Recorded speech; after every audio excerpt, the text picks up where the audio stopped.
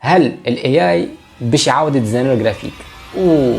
اليوم باش نجاوب على الاسئله نتاع الرسامين والديزاينرز اللي خايفين من الاي اي، بويسكو انا رسام ديزاينر برودوي وبروف نتاع ديزاين. هل ينجم الاي اي يفك بلاصه الرسام؟ انا كرسام نقول لك اخر 3 كليونات بعثوا لي تصاورهم عاملينهم بالاي اي وقالوا لي نقدهم. يعني الحقيقه كيف نشوف فيها انا الاي اي زاد جاب لي خدمه. لي ديزاينر برودوي شنو يعملوا مع الاي اي؟ بالنسبه لجماعه البرودوي نقول لكم شيخو، راهو ديزاين برودوي عمره ما كان اسهل في التاريخ من الفتره هذيا. الخدمه سهلت مش نورمال، المجهود تقسمها على 10، واي حاجه تحب تصنعها تنجم تلقى اي اي يعاونك فيها. واللي هزنا السؤال اسكو مازلت تنجم تكون ديزاينر 3 دي ولا لا؟ بالنسبه للديزاين 3 دي سي كومبليكي شويه، على خاطر توا فما اي اي تولز تنجم جوست تحط لهم تصويره وفي دقيقه من زمان يحضر لك الفيشيه 3 دي وتنجم تصبه ببلاش. اما هذا ما يعنيش اللي مانيش مستحقين ديزاينر 3 دي، مازال حاجنا بيهم باش كانك الفيشيه 3 دي فيه ديفو يصلحوه. توا اسكو الاي اي باش يعوض الديزاين جرافيك ولا لا؟ السؤال هذا صعيب شويه، على خاطر الاي اي توا ينجم يعمل اي حاجه يعملها ديزاينر جرافيك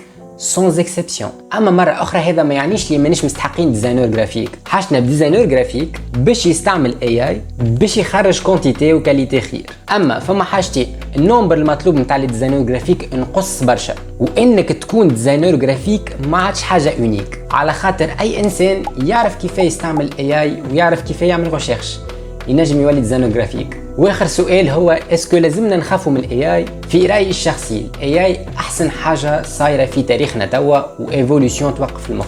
اما كان باش تخاف ما تخافش من الاي اي، ماهوش باش يسرق لك خدمتك. اما عابد يعرف يستعمل الاي اي هو اللي باش يسرق لك خدمتك. اللي هزنا السؤال